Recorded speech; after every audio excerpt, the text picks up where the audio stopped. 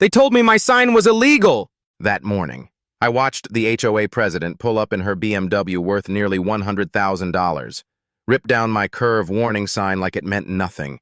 Less than 4 minutes later, I heard the horrifying crash outside, metal twisting, tires screeching, and right at that blind curve sat her silver BMW crumpled against the grill of a lumber truck. The sign she just destroyed was the only thing that could have saved her from this disaster. But she didn't care about safety, only power and the $1 million deal hanging in the balance. If you're watching from anywhere, drop a comment below. She picked the wrong person to challenge because I'm not just a homeowner. I'm a highway engineer, and I have evidence. 3 weeks earlier, I stood on my front porch with a mug of Black Folgers coffee, watching the Texas sunrise paint the hills golden.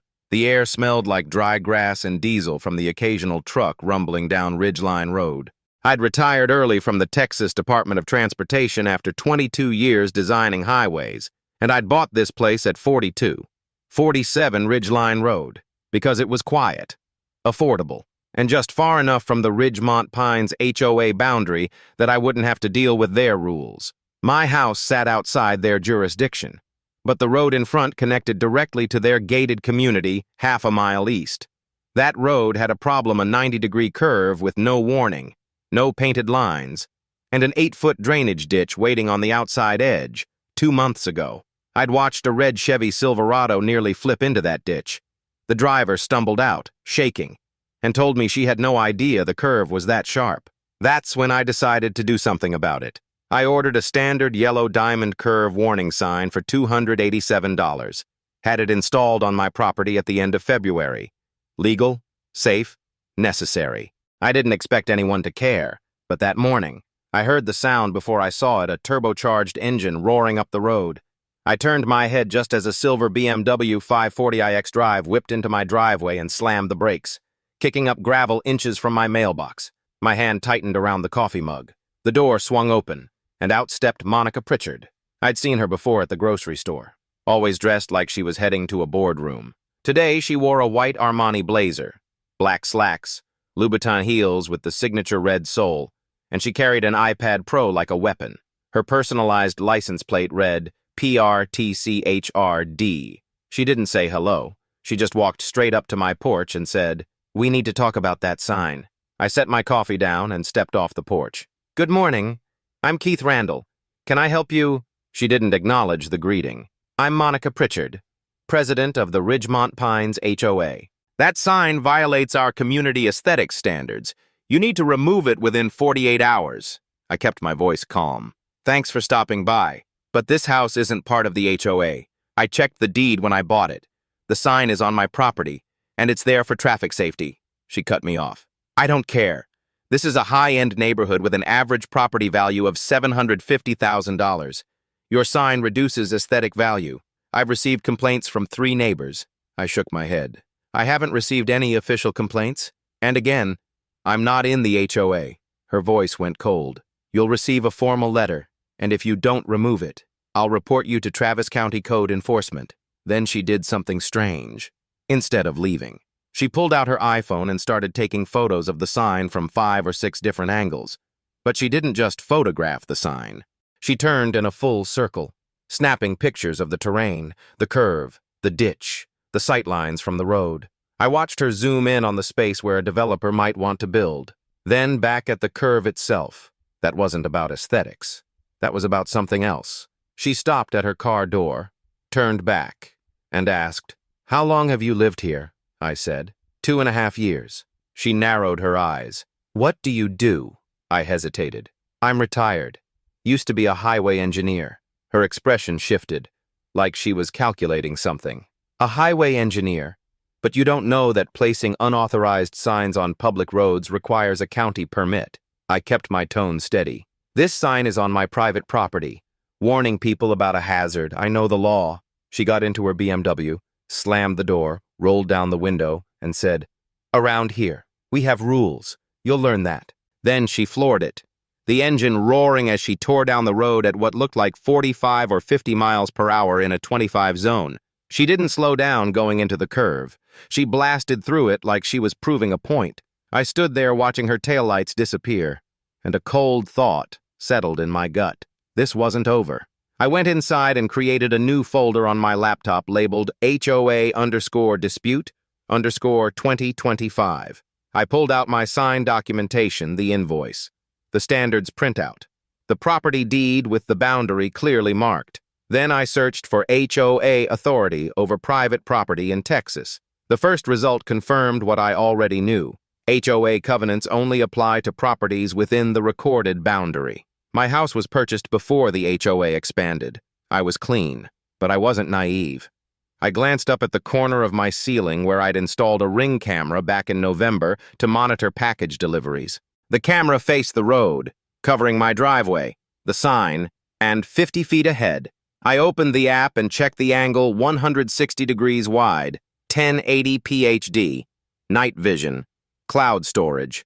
I walked outside, stood by the sign, and my phone buzzed motion detected at front door camera. 9:47 a.m. I reviewed the footage. Crystal clear, timestamp accurate to the second. I nodded to myself. If she wanted to play this game, I'd be ready. That night, I found an old news article from 3 years ago. A local realtor was fined $1,200 for an illegal U-turn that nearly caused a collision on Highway 71. The photo showed Monica Pritchard standing beside an older silver BMW, arms crossed, face tight with anger. I saved the screenshot. Pattern recognized reckless driving, sense of entitlement, willingness to bend rules. I closed the laptop and stared out the window at the sign glowing faintly under the porch light. She'd be back. I was sure of it. 3 days after Monica's visit, I found a thick white envelope in my mailbox marked HOA Official Notice in red ink. The return address was Ridgemont Pines, HOA, Incorporated, Monica Pritchard, President, 1247 Meadowview Lane. I opened it standing right there on the gravel driveway. The letter was printed on expensive letterhead with a gavel logo at the top. It cited Section 12.4b of their covenant, claiming my sign violated community standards, created potential liability, and might confuse drivers. Then came the ultimatum: remove the sign within 48 hours by 5 p.m. on March 10th, or face daily fines of $500 starting March 11th, referral to legal counsel, and possible lien placement on my property. I read it twice, anger tightening in my chest. The audacity. My house wasn't even in their jurisdiction. I scanned the letter at high resolution, saved it, and scrawled a note across the top in pen baseless threat. No authority. This wasn't going to end quietly. That evening, my neighbor George Murphy texted me. George was 68, a retired carpenter who lived down the road. His message was short. Keith, you see the post Monica's going after you hard. Thought you should know. I opened the community group online. 347 members. Monica had posted 4 hours earlier. The post was titled, Urgent, Safety Concern, and it was brilliantly calculated. She wrote that a resident outside HOA boundaries had erected an unauthorized traffic sign without county approval or engineering study. She framed it as a legal liability if someone followed the unofficial sign and crashed. Drivers could sue the community for misleading signage, and the HOA insurance might not cover it. She claimed she'd contacted Travis County officials and legal counsel, urged everyone to drive carefully on Ridgeline Road, and ended with safety first and a siren emoji. But here's what caught my attention. She didn't name me directly, but she attached 3 photos of my sign shot from angles that made it look oversized and out of place. One photo was taken from inside her BMW, the logo and steering wheel visible in the frame like proof of her authority. She wasn't asking for community input. She was pre-framing the narrative so that by the time anyone questioned her, the damage was done. The post had 89 reactions and 41 comments in just 4 hours. I scrolled through them, my jaw tightening with every line. About 40% supported Monica. Susan Clark wrote, "This is exactly why we have HOA rules. People can't just do whatever they want." Brad Hoffman, a lawyer, added, "Monica is right. Unauthorized signs create liability. Sue him if he doesn't remove it." But 30% were skeptical. Rachel Foster asked, "Wait, isn't Keith's house outside HOA limits? Can we even enforce this?" Linda Morris said. I almost crashed at that curve last month. The sign actually helped me. The remaining 30% supported me outright. George had written, I know Keith. He's a retired TxDOT engineer. If he put up a sign, there's a good reason. That curve is dangerous. Angela Rivera posted, my teenage son almost went off the road there last year. I'm glad someone cares about safety. I didn't comment. Arguing online would only make things worse. Instead, I took screenshots of the entire thread, hands shaking slightly as I saved them. This wasn't just harassment anymore. This was defamation designed to isolate me. That night, I couldn't sleep. I sat at my kitchen table with my laptop and dug deeper. I already knew my property was outside the HOA, but I needed more ammunition. I found Texas Civil Practice and Remedies Code Section 73.001. Defamation is a false statement that harms reputation. Monica's claim that my sign was unauthorized was a lie. It was legal, installed on my land, and met federal safety standards. But suing for defamation would cost $20,000 and be hard to win. I needed a different approach. I drafted a formal email to the HOA board at 2:47 a.m. I kept it cold, factual, surgical. I wrote that my property was not within their boundaries. The sign complied with federal standards, and their claims constituted defamation. I requested they immediately cease harassment, retract the post, and confirm no fines or liens would be pursued. I attached my deed, the standards, and the invoice. I CC'd all 7 board members and hit send. The ball was in her court now. The next morning, I drove to Home Depot and bought 2 more security cameras for $179.99. I didn't think of it as paranoia. I thought of it as evidence collection. I installed one camera on an oak tree angled directly at the sign and the curve beyond. The second went on my house, aimed at the driveway. I tested them by walking past the sign. My phone buzzed instantly. The footage was sharp, time-stamped, and undeniable. I stood there for a moment, looking at the small black lens pointed at the road. $430 total to protect my rights. Monica drove a car worth nearly $100,000, but I only needed this.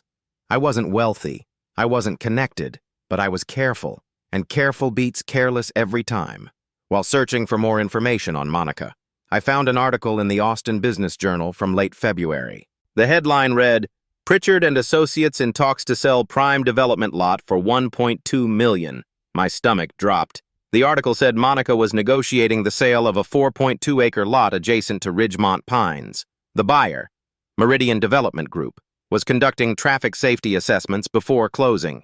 The deal was worth $1.2 million and expected to close by April 30th. I pulled up Google Maps. The lot sat just east of the dangerous curve, 800 feet from my house. It all clicked. If Meridian's engineers found the road dangerous, they'd demand Monica spend $300,000 to $400,000 on improvements, or they'd walk away from the deal. My sign was public proof that the road was a hazard. She needed it gone to hide the problem and close the sale. This had nothing to do with aesthetics or HOA rules. She stood to lose nearly $500,000 in profit if that deal fell through. Suddenly, the fake lawyer letter, the online smear campaign, the late-night surveillance, all of it made sense. People don't just bend the rules for money like that. They break them. That night at 10:03 p.m., my new camera sent a motion alert. I opened the app and watched live a dark sedan parked 30 feet from the sign, headlights off, engine idling. It sat there for 12 seconds, then slowly crept away. I zoomed in.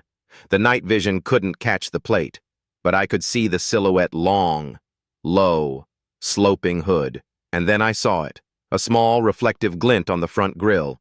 The kidney-shaped BMW logo catches the faint moonlight. I replayed the clip 3 times to be sure. Same shape, same profile. I saved the video and logged it with a timestamp suspicious vehicle. 10:03 p.m. March 9th. Possible BMW sedan. No plate visible. Monitoring continues. I leaned back in my chair, staring at the frozen frame on my screen. She wasn't just threatening me with letters and posts anymore. She was watching me, sizing up her next move, and whatever that move was, I'd be ready, because I wasn't just watching back. I was recording everything. 5 days after I sent my email to the HOA board, A FedEx overnight envelope showed up at my door. Someone had paid $35 for urgent delivery, which told me they wanted to create pressure. The return address read, Law Office of Gerald R. Hutchins, Esquire, 4782 Commerce Drive, Suite 220, Austin, Texas. The letterhead looked professional, gold gavel logo, tagline about protecting property rights since 2008, phone number, and email. But the moment I started reading, red flags went up. The letter claimed I was violating public nuisance laws and unauthorized traffic control statutes, threatened a lawsuit exceeding $50,000, and ordered me to remove the sign within 72 hours. It was signed, very truly yours, Gerald R. Hutchins, Esquire, State Bar of Texas, number 240876654. I made a mental note of that number. Real bar licenses are public record and easy to verify. I Googled the address, it didn't exist. I called the State Bar hotline. The clerk searched and said, no attorney named Gerald Hutchins is licensed in Texas, and that bar number doesn't match anyone in our system. Someone had faked this letter, whether Monica wrote it herself or paid someone to do it. She was behind it. And fraudulent use of legal letterhead was a felony under Texas Penal Code Section 37.10, punishable by up to 2 years in prison. She was desperate enough to cross that line. That told me everything about how much money was at stake. I photographed the letter, scanned it at high resolution, and called a real attorney. Stephen M. Kowalski specialized in property law and HOA disputes, rated 4.9 out of 5. His consultation fee was $250 for 90 minutes. When I met him the next day, I handed over my entire file, HOA letters, the fake lawyer letter, my deed, Monica's email threats, screenshots of her smear campaign, and public records of her land deal. He reviewed everything in silence for 20 minutes, then looked up and said, you're completely in the clear. The sign is legal. The HOA has no authority. This fake letter is a serious crime. You could report her to the Bar Association and the district attorney. I asked what he recommended. He said, send a formal cease from my office. Lay out every false claim she's made. Cite the laws she violated, and attach the evidence. Give her 10 days to retract everything. If she doesn't comply, we file for a restraining order and consider a civil suit. I agreed. He drafted a 3-page letter that was clinical and devastating, attached 52 pages of evidence, and sent it certified mail on March 16th. The consultation and letter cost me $750. I paid without hesitation. 2 days after Monica received the cease, she didn't respond through a lawyer. She escalated. Someone filed an anonymous complaint with Travis County Code Enforcement, claiming I had an unpermitted structure blocking the right-of-way. The complaint included 14 photos with measurements, GPS coordinates, and surveillance-level detail. On March 20th at 10:15 a.m., Officer David Martinez showed up. He was polite, just doing his job. He measured the sign 6 feet onto my property, clear of the right-of-way. He checked it against federal standards. Everything legal. He closed the complaint on the spot. I asked who filed it. He said, anonymous, but they provided a lot of documentation, like they've been monitoring this location for weeks. I thanked him and added another note to my file, Monica using government agencies as proxies. Surveillance confirmed, desperation increasing. While digging deeper into her finances, I found exactly what I needed. I pulled property records for Monica's 4.2-acre lot from the county clerk. She'd bought it in August 2021 for $680,000. The article said she was selling it for $1.2 million. That meant she stood to net over $400,000 in profit after taxes. But buried in the county planning department meeting minutes from February, I found a request from Meridian Development for traffic incident reports and safety complaints on Ridgeline Road. If their engineers found the road dangerous, they'd demand Monica spend $300,000 to $400,000 on improvements, or they'd walk from the deal. My sign was public proof that the road was a hazard. She had to make it disappear before Meridian's assessment concluded. This wasn't about HOA rules or aesthetics. She was protecting nearly $500,000 in profit. And she'd already committed defamation, faked legal threats, and engaged in surveillance. The only question was how far she'd go next. I got my answer that night, at 11:23 p.m. My camera caught movement. I opened the app and watched live a figure in a black hoodie and face mask standing directly in front of my sign, holding a phone. taking close-up photos of the bolts, the base, the mounting hardware. They circled it slowly, methodically, like they were planning something. Then they walked back toward the road. The wide-angle camera caught a sedan parked 40 feet away, headlights off, when the figure passed in front of it. The night vision picked up two things: the twin-kidney BMW grille reflecting moonlight, and the distinctive long, low hood that sloped forward in a way no other sedan did. I couldn't see a face. I couldn't see a plate, but the car, the timing, the deliberate inspection, it all pointed to Monica. I saved the video and logged its suspicious activity. 11:23 p.m., March 20th. Subject inspecting sign hardware. Appears to be planning sabotage or removal. Vehicle consistent with Monica's BMW based on grille and body profile. She wasn't just watching anymore. She was preparing. The next morning, I sat in my truck outside the county clerk's office and put all the pieces together. The harassment escalated in perfect lockstep with the Meridian deal timeline. The fake lawyer letter came right after my formal pushback. The anonymous complaint came right after my attorney sent the cease. The late-night inspection came 3 days later. She was cornered.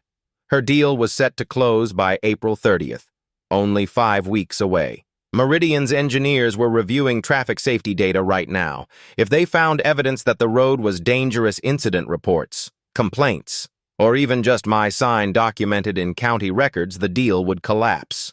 Monica would lose $400,000 in profit. Maybe more if she'd already spent money prepping the land for development. She'd faked legal documents, committed defamation, and was now conducting nighttime surveillance of my property.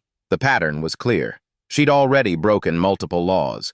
The only question was whether she'd commit one more, and I had a sinking feeling I already knew the answer. I drove home, parked in my driveway, and stared at the yellow warning sign standing firm against the Texas sky. 3 weeks ago, I thought this was about neighborhood politics. Now I knew it was about money, desperation, and a woman willing to do anything to protect her investment. I checked my camera app one more time. All 3 cameras are active, recording, and cloud backup is enabled. If Monica made a move, I'd have it on video. Time-stamped, high definition, undeniable. I didn't know when it would happen, but I knew it would, because desperate people make desperate choices. And Monica Pritchard was running out of time. I went inside, made a fresh pot of coffee, and waited. Whatever was coming, I'd be ready. Because I wasn't just defending a sign anymore. I was defending the principle that the law applies to everyone, even HOA presidents with $100,000 cars and million-dollar land deals. And that principle was worth fighting for. It happened on March 22nd at 6:47 a.m. I was in the kitchen making coffee when my phone buzzed with a motion alert from camera 2, the one aimed directly at the sign. I opened the app and watched in real time. Monica's silver BMW pulled up fast, tires crunching gravel, and parked 10 feet from my sign. The door swung open, and she stepped out wearing black yoga pants, a gray windbreaker, white sneakers, and black fabric gloves. No makeup, hair tied back. She looked around carefully, scanning the empty road in both directions. At this hour, traffic was non-existent. No witnesses, no one to stop her. She walked straight to the sign, grabbed it with both hands, and tried to yank it out of the ground. It didn't budge.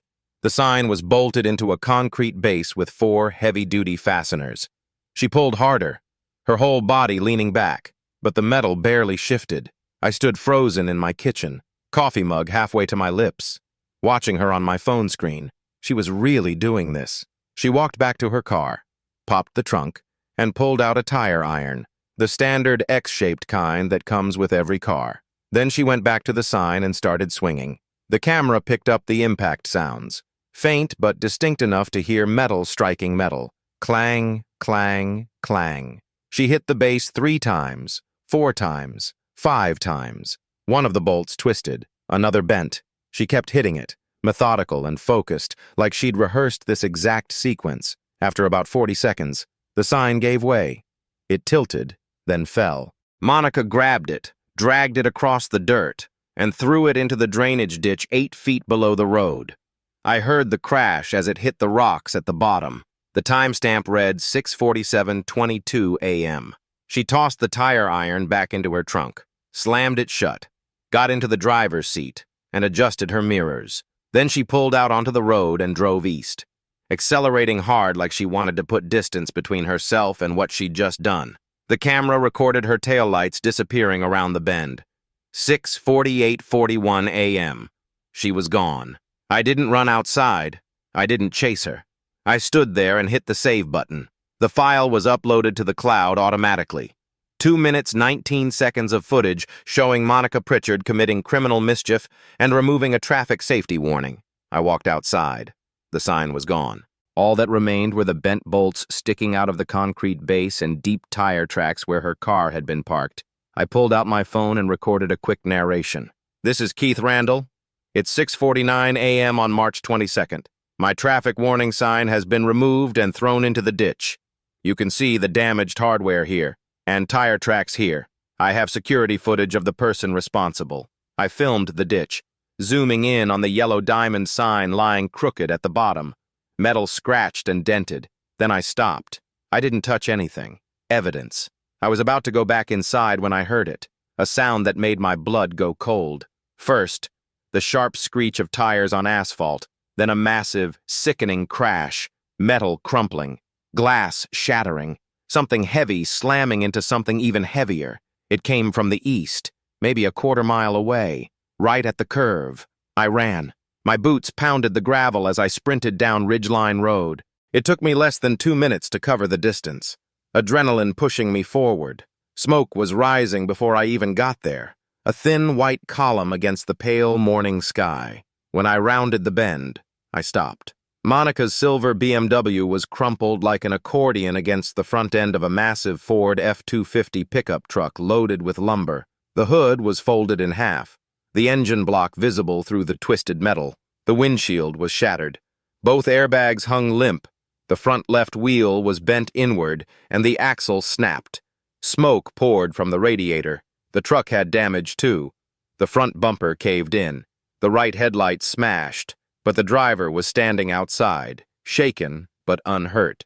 He was a big guy, maybe 50, wearing a flannel shirt and work boots. He looked at me and said, "She came out of nowhere. I was going 25, staying in my lane, and she just shot across into mine. I hit the brakes, but there was no time." Monica was still in the driver's seat, hands on the wheel, staring straight ahead like she couldn't process what had just happened. There was a small cut on her forehead, blood trickling down, probably from hitting the airbag on impact. Her face was pale, her breathing fast and shallow. I walked closer, and she saw me. Her eyes went wide. Recognition, then fear, then something else. Guilt. She opened her mouth and said, her voice shaking, "The curve. I didn't see it. There was no warning, no sign." I kept my voice calm and steady. There was a sign. Until 6:47 this morning. She stared at me. Her lips moved, but no words came out. The timestamp on my phone read 6:51:14 a.m., 4 minutes. 4 minutes from the moment she threw my sign into the ditch to the moment her car wrapped itself around a lumber truck. 4 minutes. I pulled out my phone and called 911. There's been a serious accident on Ridgeline Road near 4247. 2 vehicles. Head-on collision. 1 person injured, not critical. We need police and an ambulance. The dispatcher said units were on the way. I hung up and stood there, watching Monica sit in her wrecked car. And I didn't feel victory. I didn't feel satisfaction. I just felt the weight of inevitability. She'd chosen this. Every step of the way, she'd made a choice. To harass me, to fake legal threats, to destroy my sign. And now she was sitting in the wreckage of her own decisions. The truck driver walked over and said, "You live nearby." I nodded. "Is this road always like this?" I said. "It's a blind curve. That's why I put up a warning sign. But someone removed it this morning." He looked at the space where the sign used to be, then back at the wreck, then at me. He didn't say anything. He didn't have to. Sirens echoed in the distance, growing louder. 2 police cars, an ambulance, and a fire truck rolled up within 8 minutes. Officer Daniel Torres stepped out. He walked over to me. "Mr. Randall, what happened here?" I gestured to the wreck. Mrs. Pritchard lost control coming into the curve and crossed into oncoming traffic. The truck driver couldn't avoid her. Torres walked over to check on Monica. The paramedics were already helping her out of the car, checking her vitals, and putting a bandage on her forehead. She kept saying, There was no warning, no sign. I didn't know the curve was there. Torres came back to me and asked, "Was there a sign here?" I looked him in the eye. There was. Until this morning. I have video evidence of what happened. He raised an eyebrow. What kind of video? I pulled out my phone and showed him. Torres watched the entire clip without saying a word. Monica is pulling up, getting the tire iron, smashing the sign, throwing it into the ditch, driving away. The timestamp is clear as day, 6:47:22 a.m. When it ended, Torres looked up at me, then back at the wreck, then at Monica being loaded into the ambulance. He said quietly, "You're going to need to come to the station and give a statement, and bring that video." 2 hours later, I sat in interview room B at the Travis County Sheriff's Office with Officer Torres and Detective Sarah Brennan. The room was small, plain, with a metal table and 3 chairs. A camera mounted in the corner recorded everything. Detective Brennan was in her late 40s, with sharp eyes and no-nonsense demeanor.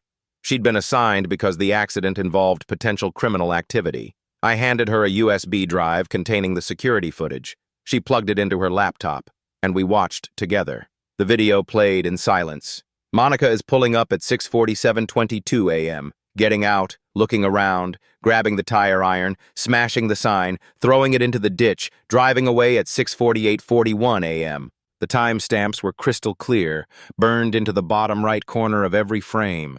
When it ended, Detective Brennan leaned back and said, "We'll need to verify the digital authenticity of this footage through our forensics team. But assuming it checks out, this is strong evidence. Mrs. Pritchard destroyed your property minutes before crashing at that exact location. That's criminal mischief under Texas Penal Code Section 28.03, and it may constitute reckless conduct," Officer Torres added. "The timing is damning. 4 minutes." I nodded. Brennan closed her laptop and said, "We'll be forwarding this to the county attorney's office for potential prosecution. You're free to go, but expect follow-up questions." 30 minutes later, Monica arrived at the station with her attorney, a man in an expensive suit named Alan Fitzgerald. They were escorted into a different room. I didn't see her, but I could hear muffled voices through the walls. Detective Brennan came back to me after the interview and said, "We showed Mrs. Pritchard the video. Her attorney advised her not to answer questions, but she did confirm she removed the sign. She claimed she believed it was unauthorized and that she was protecting the community." I could hear the skepticism in Brennan's voice. She knew what I knew. This was never about the community. It was about money. Brennan told me I was free to leave. I thanked her, took my USB drive back, and walked out into the bright Texas afternoon. My phone had 17 missed messages. Most were from neighbors who'd seen the wreck or heard rumors. George Murphy texted, "Heard about the accident. People are asking a lot of questions. Community's not happy." The tide was already turning. People weren't buying Monica's story anymore. 3 days later, the HOA called an emergency meeting for 7 p.m. on March 25th. When I walked into the community clubhouse, the room was packed with 62 people, the biggest turnout I'd ever seen. Tension hung in the air. People weren't just curious. They were angry. I'd heard whispers all week. Monica's online post had been screenshot and analyzed. Her land deal had been discovered by Linda Morris and shared quietly among residents. The fake lawyer letter had leaked somehow. Public opinion had already shifted before tonight. Monica sat at the front table with the other board members, but she wasn't in the president's chair. Rachel Foster, the vice president, was running the meeting. Monica had a bandage on her forehead and looked pale, shrunken, like someone bracing for impact. Robert called the meeting to order and said, "We're here to address a serious incident involving President Pritchard and Mr. Keith Randall. We need transparency." He invited me to present my case. I walked to the front, connected my laptop to the projector, and hit play. The footage filled the 120-inch screen. Monica arriving, checking for witnesses, smashing the sign with the tire iron. The sound of metal on metal echoed through the speakers, throwing it into the ditch, driving away. When it ended, the room was completely silent. Someone in the back whispered, "Oh my God." A man near the front shook his head slowly. Robert looked at Monica and said, "Do you have a response?" She stood, hands gripping the edge of the table. Her face flushed. Her voice was shaky, defensive. "I believe the sign was illegal. I was doing what I thought was right for the community. I didn't mean for anyone to get hurt. I didn't know the curve was that dangerous." Her breathing quickened. She was unraveling. I stayed calm and said, "My house isn't in the HOA. You had no authority." Monica's face went from pale to red. Her jaw tightened. Then she snapped. "But it was destroying my land deal. Meridian was going to walk because of that sign." The room erupted. Whispers turned into loud conversations. Linda Morris stood up and said, "So this was about money, not safety, not the community." Monica froze. She realized what she'd just admitted. Her attorney wasn't here. She'd incriminated herself in front of 60 witnesses. She sank back into her chair and covered her face with her hands. Rachel Foster didn't wait. He stood and said, "Given what we've seen tonight and what Mrs. Pritchard has just admitted, I'm calling for a vote of no confidence." The vote was immediate. 56 hands went up, 2 opposed, 4 abstained. Monica was removed as president in less than 60 seconds. She stood, grabbed her purse, and walked to the exit without looking at anyone. The door closed behind her. Nobody clapped. Nobody spoke. The silence was heavier than applause. Then Robert turned to me and said, "Mr. Randall, on behalf of the board, I apologize. You were protecting people, and we didn't listen." Susan Clark stood up, tears in her eyes, and said, "Keith, I'm so sorry. I believed her. Thank you for not giving up." I nodded. I didn't need the apology, but it mattered. George Murphy clapped me on the shoulder as people started filing out. The air felt lighter. Not because I'd won, but because the truth had finally surfaced. And in the end, that's all I ever wanted. 2 weeks later, the legal consequences came down like dominoes. The Travis County Attorney's Office formally charged Monica with criminal mischief under Texas Penal Code Section 28.03. Faced with video evidence she couldn't dispute, her attorney negotiated a plea deal. No jail time, but a $2,500 fine, 100 hours of community service, 1 year probation, and a permanent criminal record. She also had to compensate me $8,400 in civil court for property damage, legal fees, and emotional distress. The payment arrived by certified check on April 15th. I deposited it the same day. But the financial penalties were just the beginning. Her insurance company, State Farm, denied coverage for the accident. They cited policy exclusions for damage resulting from intentional criminal conduct. Monica's BMW, totaled in the crash, wasn't covered. She had to sell it for scrap at $8,500, a $90,000 loss from what she'd paid for it. Without a car, she bought a used Honda Civic for $18,000. The downgrade was visible to everyone. The land deal collapsed exactly as I'd predicted. On April 5th, Meridian Development sent Monica a termination letter.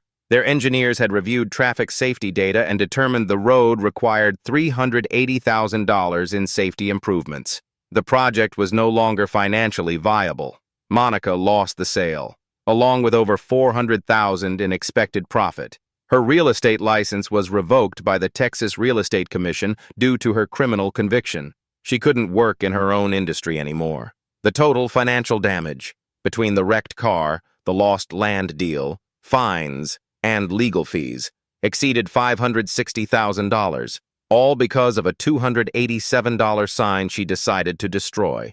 On April 10th, I installed a new warning sign. This one was bigger, 48 by 48 inches, made of high-intensity reflective aluminum that glowed like a beacon at night.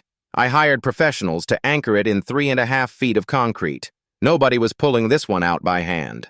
Below the main curve warning, I added a smaller plaque that read, "Erected by private owner, MUTCD Section 2A19, legal and verified. Traffic safety matters." The day it went up, 11 neighbors stopped by. George brought beer. Susan brought cookies.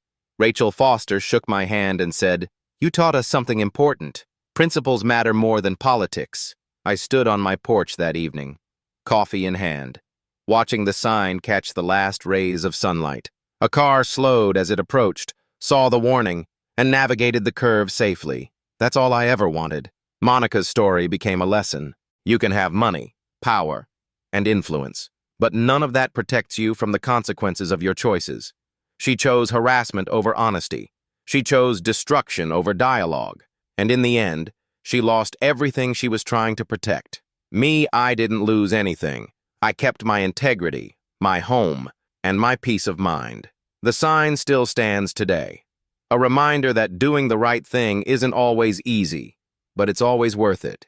If this story resonated with you, if you believe in standing up for what's right, even when it's hard, then subscribe to Karma Clause.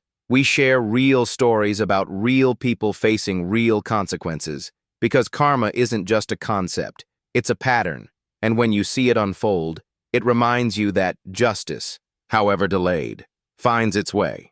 Hit that subscribe button, turn on notifications, and let's keep holding the line together, because the truth always wins. It just takes time.